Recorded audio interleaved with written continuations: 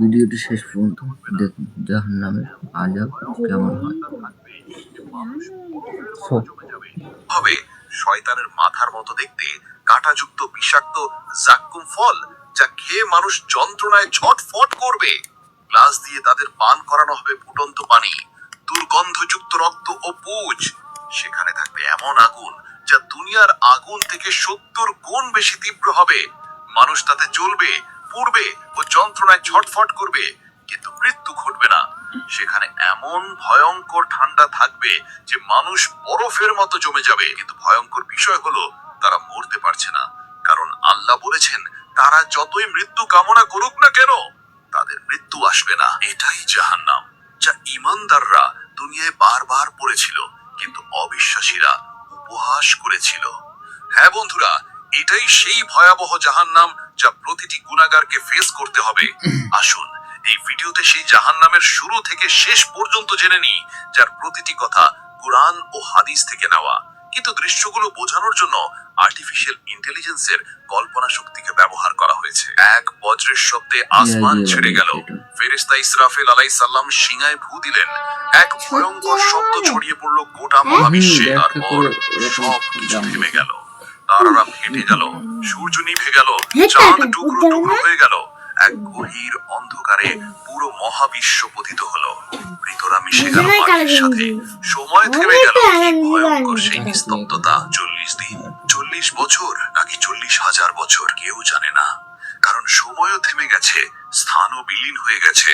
শুধু আল্লাহ জানেন এই অপেক্ষার দৈর্ঘ্য কত হবে। মৃতরা মিশে গেছে মাটির সঙ্গে, হাড়গুলো মিশে গেছে ধুলায়, চুলগুলো পচে গেছে, নখেরও অস্তিত্ব নেই। কিন্তু আত্মাগুলো এখনো অপেক্ষায় আছে। বারজাখের জগতে তারা অপেক্ষা করছে, কারোর জন্য কবরের শাস্তি, কারোর জন্য কবরের নেয়ামত, কিন্তু সবাই অপেক্ষায়। তারপর এলো সেই পবিত্র মুহূর্ত। আদেশে ফেরেশতা ইসরাফিল আলাইহিস সালাম দ্বিতীয়বার শিঙায় ফু দিলেন। দ্বিতীয়বার শিঙায় ফু দেওয়ার পর পৃথিবী ফেটে গেল। কবরগুলো এক এক করে খুলে গেল। হাজার হাজার, কোটি কোটি মৃত মানুষ উঠে দাঁড়াতে লাগলো। প্রথমে ভেতর থেকে উঠলো হাত, তারপর বাহু, তারপর মাথা। হাড়গুলো এক এক করে জোড়া লাগলো। মাংস জুড়ে গেল হাড়ের সঙ্গে, চুল গজিয়ে উঠলো মাথায়, চোখ বসে গেল চোখের কোঠরে। প্রতিটি মানুষ দাঁড়িয়ে গেল এক এক করে, ধুলো মাটিতে ঢাকা, অবাক, নগ্ন, ভীত আর কাঁপছে। কেউ বোঝে না কি হচ্ছে। কেউ চিৎকার করে, কেউ কাঁদে, কেউ আবার নিজেকে পাগলের মতো আঁকড়ে ধরে জিজ্ঞেস করছে, আমরা কোথায়? কে আমাদের জাগালো? মুহূর্তের ভেতর এক গম্ভীর কণ্ঠস্বর ভেসে এলো, এটাই সেই দিন, আল্লাহর প্রতিশ্রুতির দিন, নবীদের সতর্কবার্তা আজ বাস্তব হয়েছে। পৃথিবী নতুন এক রূপ নিল। সব সমুদ্র শুকিয়ে গেল, সব পাহাড় ধ্বংস হয়ে সমতলে মিশে গেল। এবার তার রূপ নিল এক বিশাল ময়দানে, যার কোনো শেষ নেই। এরপর এখানে হাজির হলো আদম আলাইহিস সালাম থেকে শুরু করে শেষ মানব জাতি পর্যন্ত সবাই, কোটি কোটি। ওরা ওখানে থাকে। কেউ গোড়ালি পর্যন্ত ঘামে ডুবে আছে, এরা সামান্য পাপী। কেউ হাঁটু পর্যন্ত ডুবে আছে, এরা মাঝারি পাপী। কেউ কোমর পর্যন্ত, এরা অনেক পাপী। আবার কেউ গলা পর্যন্ত ঘামে ডুবে যাচ্ছে, এরা মারাত্মক পাপী। এরা সেই সব মানুষ যাদের পাপের পরিমাণ অনুযায়ী তাদের অবস্থা নির্ধারিত হয়েছে। কেউ শ্বাস নিতে পারছে না, কেউ ভয়ে পাগলের মতো কাঁপছে, কেউ আবার আকাশের দিকে তাকিয়ে বলছে, ইয়া রাব্বি, আমাদেরকে অপেক্ষা থেকে মুক্তি দিন। এই অপেক্ষা হবে 50,000 বছরের দৈর্ঘ্যতা। প্রতিটি মুহূর্ত হবে যন্ত্রণা। মানুষ তখন বলতে শুরু করবে, ইয়া আল্লাহ, জাহান্নামে পাঠান আমাদের, কিন্তু দয়া করে এই অপেক্ষার শাস্তি শেষ করুন। এই অপেক্ষা যেন জাহান্নামের শাস্তির চেয়েও ভয়ানক। তাদের ঠোঁট শুকিয়ে যাবে, হাড় ফেটে যাবে উত্তাপে। কিন্তু আল্লাহ, যিনি ন্যায় বিচারক, তিনি তাদেরকে অপেক্ষায় রাখলেন, কারণ দুনিয়ায় তারা মহান আল্লাহর আদেশকে অপেক্ষায় রেখেছিল। নামাজ পড়তে যাচ্ছেন, দেখ পাগলামিটা দেখ। এখন আনন্দ করার সময়, ওইসব নামাজের পিছনে সময় দেওয়া যাবে না বলেছে। এভাবেই তারা দুনিয়াতে মহান আল্লাহর আদেশকে অমান্য করেছিল। তারপর হঠাৎ ফেরেশতাদের গর্জন শোনা গেল, লাইন ধরো, সবাই এক এক করে যাও হাসরের এত ময়দানে বড় আল্লাহর সামনে ফেরেশতা, দাঁড়াও। রান্নার মানুষ বাচ্চা দলে দলে খেলা। টেনে নেওয়া হচ্ছে, তাদের হৃৎপিণ্ড এত জোরে কাঁপছে যে মনে হয় এখনই ফেটে যাবে। তারা একে অপরকে বলছে, ইয়া রাব্বি, এখন সাহায্য চাই, এখন মাফ চাই। কিন্তু আসমান থেকে ভেসে আসছে গম্ভীর ঘোষণা, আজ আর সুযোগ এমনি নেই, দেখাচ্ছে এটা, আজ বোঝাচ্ছে। আর সুযোগ নেই। ঠিক এমন সময় জাহান্নামের আগমন। হঠাৎ ভূমিকম্পের মতো শব্দ ছড়িয়ে পড়লো চারদিকে, মাটি ফেটে গেল, দূর থেকে ভেসে আসছে গর্জন, যেন হাজার হাজার পাহাড় একসাথে বিস্ফোরিত হচ্ছে। মানুষ ভয়ে চিৎকার করলো, এটা কি? ফেরেশতারা চিৎকার করে বলল, এটাই জাহান্নাম। যে মানুষ কষ্টটা তাকিয়ে দেখলো জাহান্নামকে টেনে আনছে ফেরেশতারা। 70,000 শিকল দিয়ে বেঁধে রাখা হয়েছে তাকে। প্রত্যেক শিকল টানছে 70,000 ফেরেশতা, অর্থাৎ 49 কোটি ফেরেশতা হাতে শিকল নিয়ে তাকে টেনে আনছে। কিন্তু তবুও জাহান্নাম গর্জন করছে, ছটফট করছে, যেন ছুটে এসে মানুষকে গিলে ফেলতে চায়। মনে হচ্ছে যেন জাহান্নাম এক জীবন্ত দানব, রাগান্বিত, ক্ষুধার্ত আর বুনো। মানুষকে দেখে সে আরো দ্রুত ছুটতে চায়। শিকল কিনে ধরে আছে ফেরেশতারা অত্যন্ত কষ্টে। তার গর্জন শুনে মানুষের হাড় কেঁপে উঠছে, তার আগুন অঙ্কুরিত হয়ে বেরিয়ে আসছে। আকাশ কালো হয়ে গেছে ঘন ধোঁয়ায়। কেউ ভয়ে কাঁপছে, কেউ চেষ্টা করছে পালিয়ে যেতে, কিন্তু কোথায় যাবে? আজ তো পালাবার কোনো জায়গা নেই। ফেরেশতারা বলছে, আজ সেই দিন যেদিনের জন্য তোমাদেরকে সতর্ক করা হয়েছিল।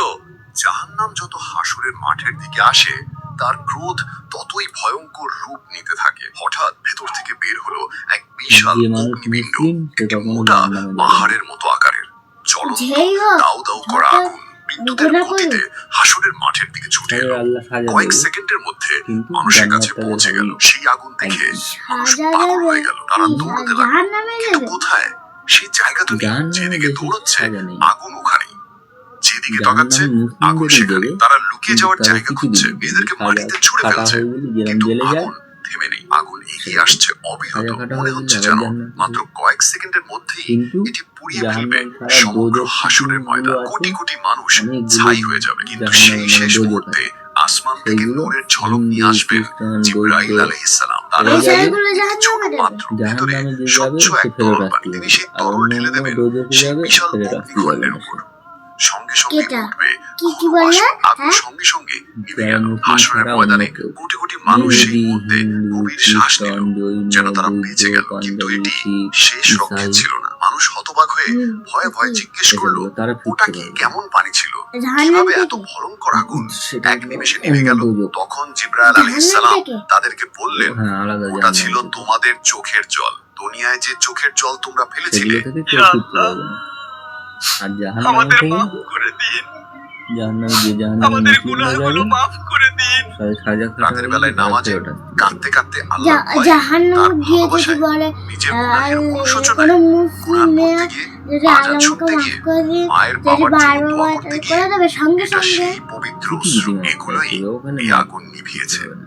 তোমাদেরকে রক্ষা পৃথিবীতে করেছে, চাইতে কিন্তু হবে। তা কেবল এই অল্প পৃথিবীতে সময়ের যা জন্য। করে। তখন মুমিনরা আর আনন্দে কেঁদে ওখানে গিয়ে বলল, কোনো কথা শুনবে না। আলহামদুলিল্লাহ, আলহামদুলিল্লাহ। এখানে আর সুযোগ। কাফেররা ভয়ে কাঁপতে সুযোগে শুরু করবে এখানে যেন আরো আমরা বেশি, কারণ কোশ্চেন পেপার তাদের কোনো পরীক্ষা অস্ত্র দিয়ে নেই। বলে পরীক্ষা। তাদের রক্ষাকারীও নেই। পরীক্ষা। অতঃপর হিসাবের সময় এসে একটা গেল। কথা নাম বলবো? ধরে ডাকা হচ্ছে ম্যাম একে একে। একদিন যার গল্প নাম করতে ডাকা করতে হয় বলছে সে কাঁপতে আমাদের কাঁপতে আল্লাহর সামনে আসে। মন্দিরেও আমি প্রণাম ভয়ে করে হৃৎপিণ্ড তোমাদের ফেটে যাওয়ার মতো অবস্থা। মসজিদেও শ্বাস প্রণাম করে, বন্ধ হয়ে তাহলে আসে। কি মহান হবে? আল্লাহ তার আল্লাহ কি হাতে দেন বলবে? হিসাবের বই। যে সৎকর্ম কি করেছে বলবে? তার তাহলে বই দেওয়া হয় ডানা।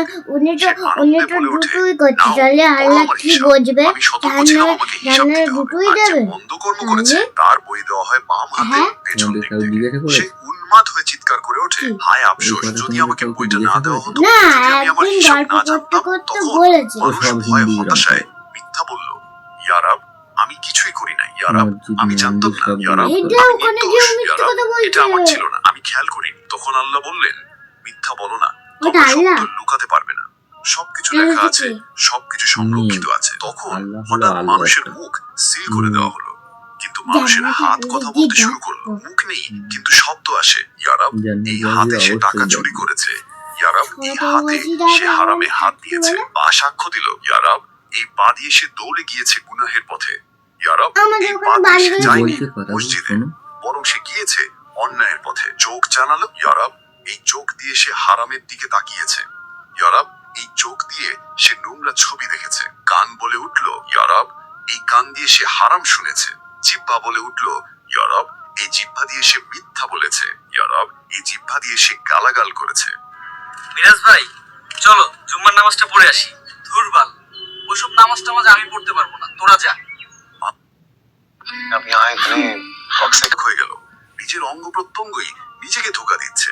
তারা আক্ষেপে নিজেদের চামড়াকে বলল, তোমরা কেন আমাদের বিরুদ্ধে সাক্ষ্য দিলে? তারা উত্তর দিল, আল্লাহ যিনি সবকিছুর মালিক, যিনি সবকিছু জানেন, তিনি আমাদেরকে কথা বলালেন। এভাবেই সত্য প্রকাশ হয়ে গেল পুরোপুরি। কিছুই আর গোপন থাকলো না। সে আর মিথ্যা বলতে পারলো না, সে আর কোনো কিছু অস্বীকার করতে পারলো না, কারণ তার নিজের দেহ সাক্ষ্য দিয়েছে। অতঃপর প্রত্যেক বন্দাদের ভালো মন্দ কাজের ন্যায় বিচার হবে। অতি সামান্য ভালো কাজেরও প্রতিদান পাবে, আবার অতি সামান্য খারাপ কাজেরও শাস্তি হবে। কিছু বান্দাকে আল্লাহ ক্ষমা করলেন তার রহমতে, তার করুণায়, কিন্তু অধিকাংশ যাবে জাহান্নামে। আদম সন্তানের প্রতি 1000 জনের মধ্যে 999 জন যাবে জাহান্নামে। এভাবেই সমস্ত হিসাব শেষ হলো। এবার আসলো বিচ্ছেদের সময়। মানুষকে লোহার শিকল গলায়, হাতে এবং পায়ে পরিয়ে দিয়ে ভেড়ার পালের মতো টেনে নেওয়া হচ্ছে জাহান্নামের দিকে। তারা কাঁদছে, মিনতি করছে, ইয়া রব, আমাদের আরেকবার সুযোগ দাও, আমাদেরকে দুনিয়ায় ফিরিয়ে দাও, আমরা নিজেদের ঠিক করব, সৎ পথে চলবো, আপনার আদেশ পালন করব, আমরা ভালো হয়ে যাব। কিন্তু না, অনেক দেরি হয়ে গেছে, এখন আর এমন সুযোগ নেই। ফেরেশতারা তাদেরকে টেনে নিয়ে যাচ্ছে নিষ্ঠুর ভাবে। চলো, এটাই তোমাদের জায়গা। এরপর এলো সেই মুহূর্ত। ঘোষণা হলো, এবার সবাইকে সিরাত সেতু পার হতে হবে। এক ভয়ঙ্কর সেতু বিস্তৃত হয়েছে জাহান্নামের উপর দিয়ে। হ্যাঁ, এটাই সিরাত সেতু। এই সেতু চুলের থেকেও সূক্ষ্ম, তরোয়ালের থেকেও ধারালো। তার নিচে দাউ দাউ করা আগুন, কালো ধোঁয়া আর তীব্র গন্ধ। যতদূর চোখ যায় শুধু আগুন আর আগুন। তাদের এই সেতু অতিক্রম করতেই হবে, কিন্তু কিভাবে?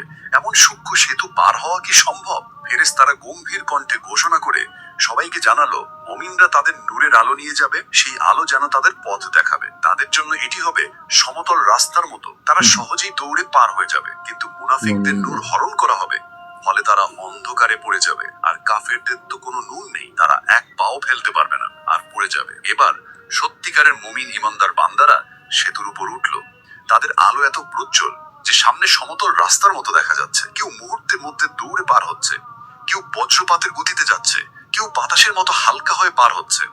তারা কাঁদছে, আল্লাহর কাছে শুকরিয়া আদায় করে, আলহামদুলিল্লাহ, আপনি আমাদের বাঁচিয়ে দিলেন। কিন্তু সেতুতে উঠলো কিছু মুনাফিক মানুষ, যারা জীবনে ঈমানের মুখোশ পড়েছিল। তাদের আলো একটা সময় জ্বলে উঠলো, হঠাৎ আবার নিভে গেল। এখন তাদের চারপাশ ঘোর অন্ধকার। তারা হোঁচটু খেতে খেতে ডাকছে, হে মুমিনরা, একটু আলো দাও, আমাদেরও পথ দেখা দরকার। মুমিনরা উত্তর দিল, আজ আর কোনো আলো নেই।